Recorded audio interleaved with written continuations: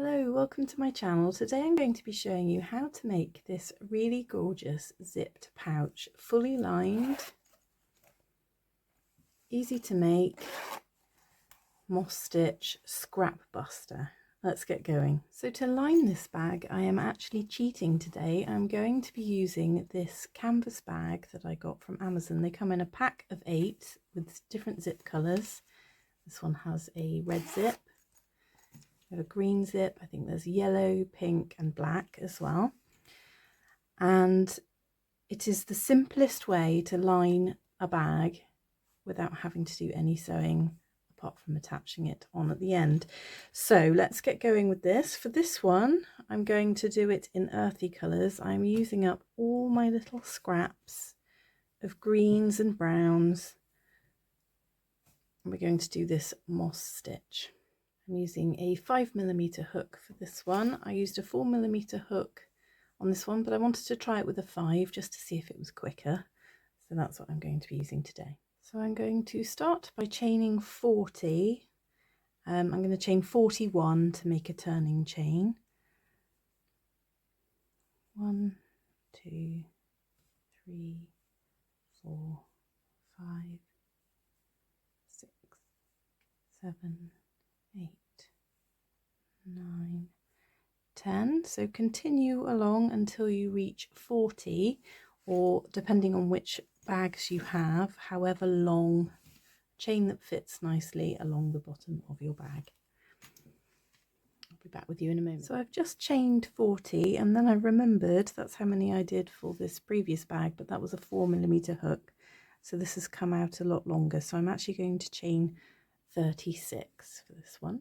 So that's 36. I'm going to chain 1 extra as a turning chain, and then working into the first chain from the hook, I'm going to do a row of single crochets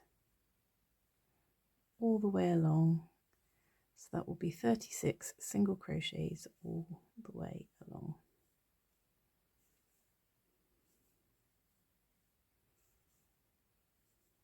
Continue along.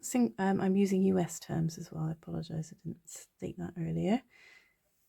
All the way along to the end. So I have made it to my very last stitch. I'm going to do another single crochet into that same space, and then I'm going to go along the other side of the chain and do, including that first one we've done in the same space, the 36 all the way along.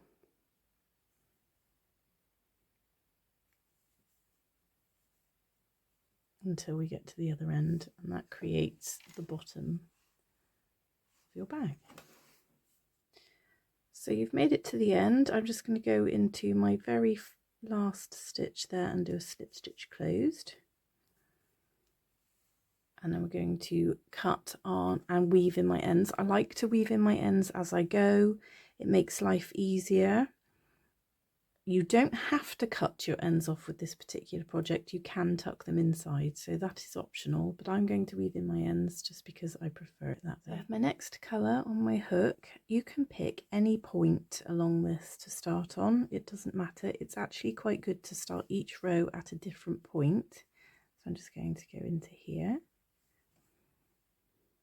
This is curly. It will be to start with, but it will soon straighten out as you go, so don't worry too much about that. Join with a single crochet, chain 1, skip 1, single crochet, chain 1, skip 1, single crochet, and we're going to do this all the way around. Chain 1, skip 1, single crochet,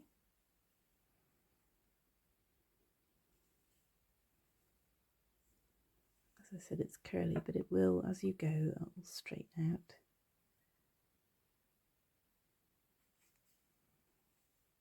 Single crochet, chain 1, skip 1, single crochet, chain 1, skip 1.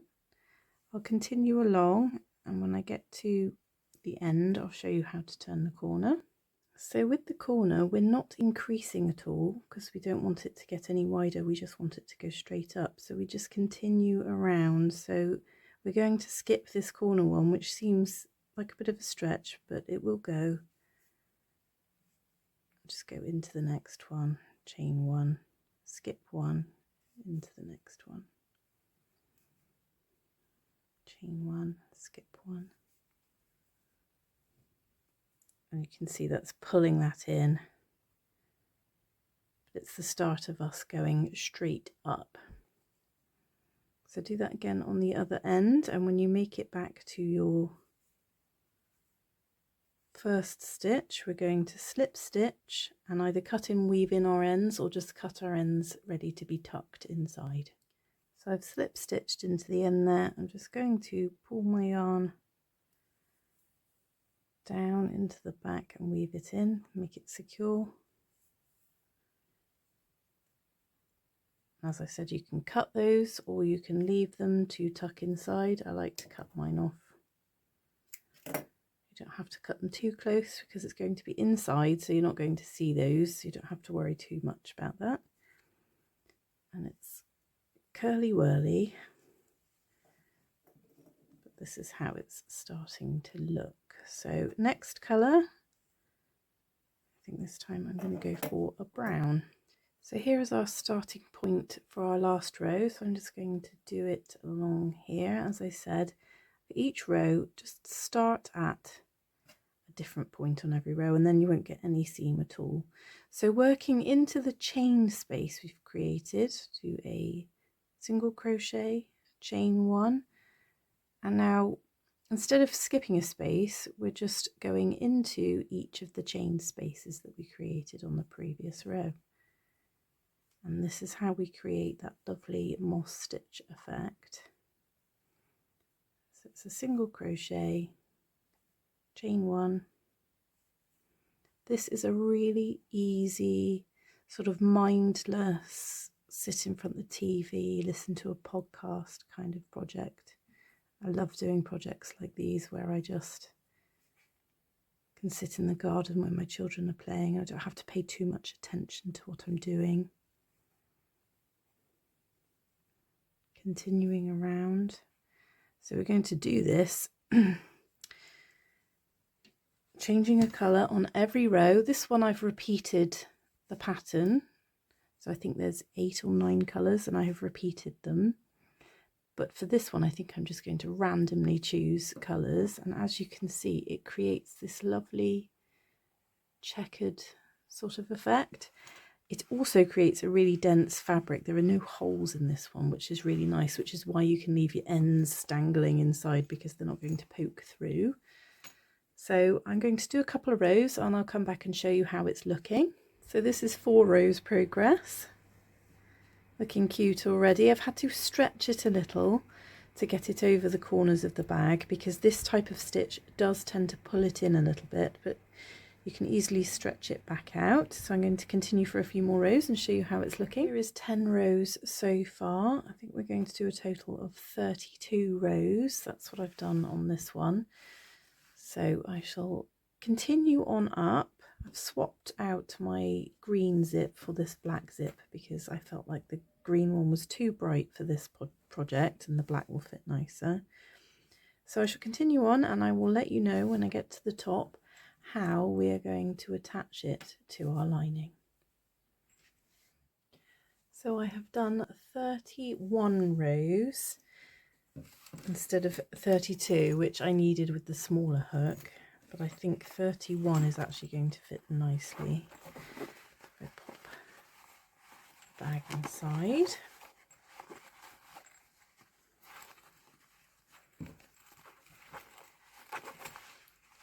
Yes, that fits perfectly there. We want it to come to just below the zip line. And to attach it, we are going to sew using the colour that we have at the top here. So I shall just cut a nice long length of that and thread it on my needle. So I've tied a knot in the end of my yarn and I'm going to just thread that up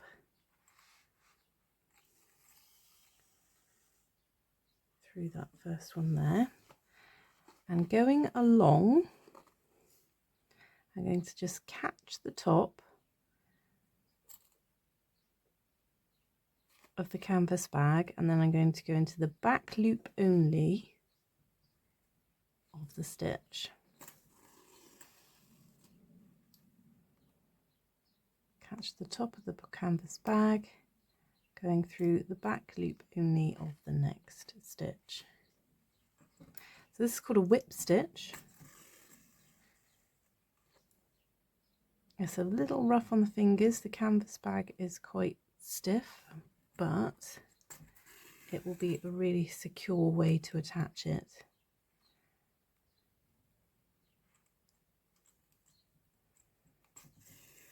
So I'm going to keep going all the way around, and you can see that brings the stitches up to the edge. And continue all the way around, and I shall show you how it looks at the end.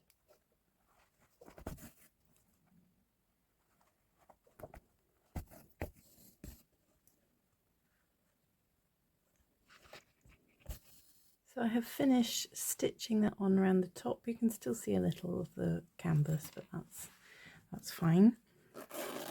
The zip opens well. You have to make sure you keep your stitches below the zip because you don't want to affect the actual zip itself.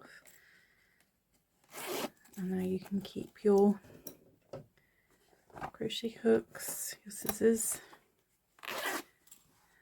in your lovely handmade pouch. I'm really pleased with that. I love the colours of this one.